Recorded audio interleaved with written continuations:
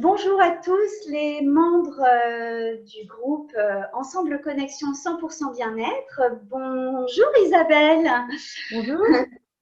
Nous sommes présentes toutes les deux aujourd'hui pour vous parler des bienfaits ou méfaits du soleil, en tout cas si le soleil est un ami.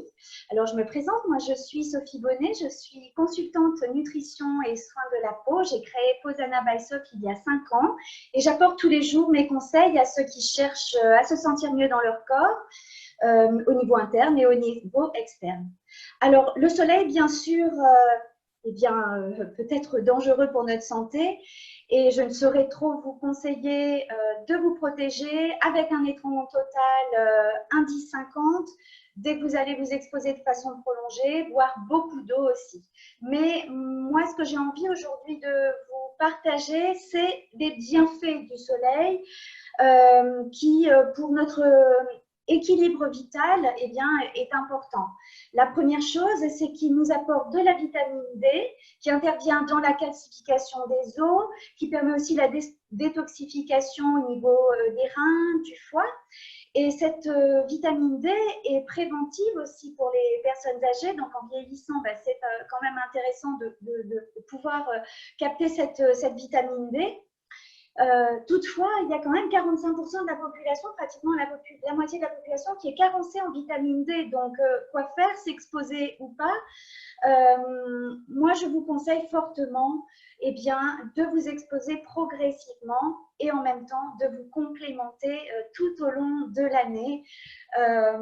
Alors, le soleil va stimuler notre morale, il va aussi favoriser le lâcher-prise, il procure une détente intérieure qui est durable.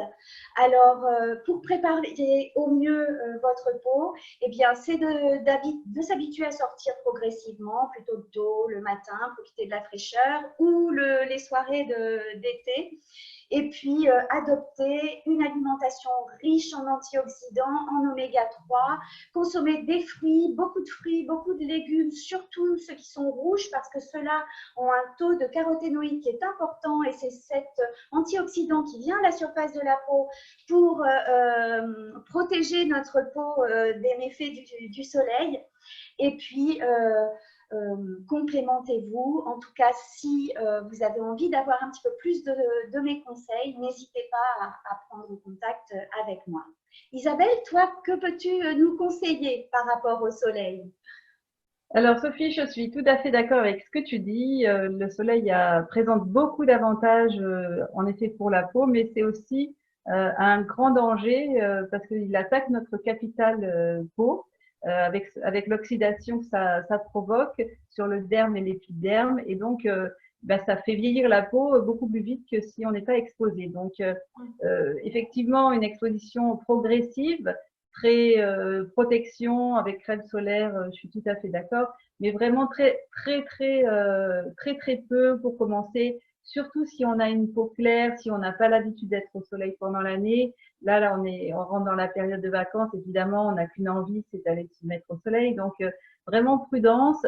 Si on est en montagne, c'est pire, hein, le soleil est encore plus, les UV attaquent encore plus si on est en altitude. Là où c'est le moins risqué, on va dire, c'est quand on est dans l'eau, contrairement à ce qu'on pourrait penser. Donc, en fait, en général, sur les premiers soleils, on a toujours quelques premières brûlures qui arrivent, que ce soit sur la poitrine ou sur le haut du dos, enfin sur les bras. C'est vrai que ça va très vite. Donc, moi, je peux vous donner un petit truc de grand-mère qui marche pas mal pour quand on a pris un coup de soleil, calmer la brûlure, enfin, si c'est une brûlure légère, évidemment, calmer la brûlure et adoucir, c'est la pomme de terre. Le féculent de la pomme de terre vient calmer et adoucir. Après, au niveau donc des huiles essentielles, puisque bon, moi, c'est plutôt ma partie, je préconise, et c'est celle qui marche le mieux, c'est l'huile essentielle de lavande aspic. Donc vraiment, elle est spécifique aux brûlures, aux piqûres. Donc, pour moi, c'est l'huile essentielle à avoir absolument dans sa trousse de l'été.